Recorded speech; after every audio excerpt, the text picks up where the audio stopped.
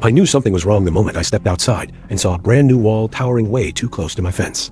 I paced the yard, measured with my tape, and my stomach dropped. Karen, our HOA's loudest, proudest rule enforcer, had built her home addition only 50 inches from my property line. She stood there with sunglasses on, sipping iced tea like she had just created a masterpiece. Then she said the words that made me choke. "Your house is too close to my new structure. You'll need to move it or face OA action." That was the moment I knew she had detonated her own future. The setup started months earlier. Karen had been bragging about expanding her home to create a modern luxury wing. She told everyone she had fast-tracked approvals through her HOA connections. But she never bothered to confirm setback requirements. And she definitely never checked the county zoning codes. I had no issue with her project until she tried turning her mistake into my problem. The incident escalated fast.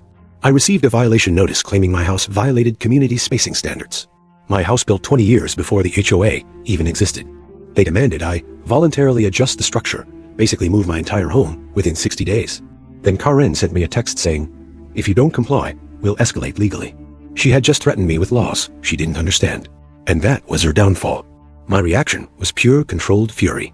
I marched into my office, pulled my deed, building permits, original survey, and a recent plat map. I highlighted the exact setback lines, clearly showing my home perfectly placed. Then I used my drone to capture aerial footage of her addition, almost touching my boundary. There was no debate. She had built illegally. And I had all the evidence. What I planned next was a perfectly legal ambush. I contacted a zoning attorney who specialized in setback violations. He reviewed everything and grinned. Karen hadn't just violated HOA covenants, she violated county code. We filed a formal complaint with zoning enforcement. Then we prepared a cease and desist letter, demanding she halt all construction immediately. Execution happened on a sunny Friday morning. Zoning officials arrived with clipboards and measuring tools. Karen strutted out, ready to brag. But when they measured the distance and confirmed the 50-inch setback, her confidence shattered. The officials informed her, on the record, that she was in violation of mandatory 10-foot spacing laws. She tried to blame me. I simply showed them the drone footage.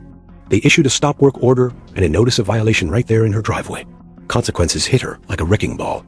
Karen was ordered to demolish the entire addition at her own expense. The HOA couldn't protect her. They were warned they could face fines for approving illegal plans. Neighbors turned on her when they learned her mistake could raise everyone's insurance rates. She lawyered up, but it didn't matter. She was facing county court for zoning violations and property encroachment. And she had no defense. The payoff was glorious. I watched from my porch as demolition crews tore down the addition she once bragged about. Piece by piece, her luxury wing crumbled. The HOA quietly dropped the bogus violation against me. Karen hasn't said a single word since except through her attorney. And my house? Right where it belongs. Legally protected. Untouchable. If you love HOA justice stories, like the video and subscribe.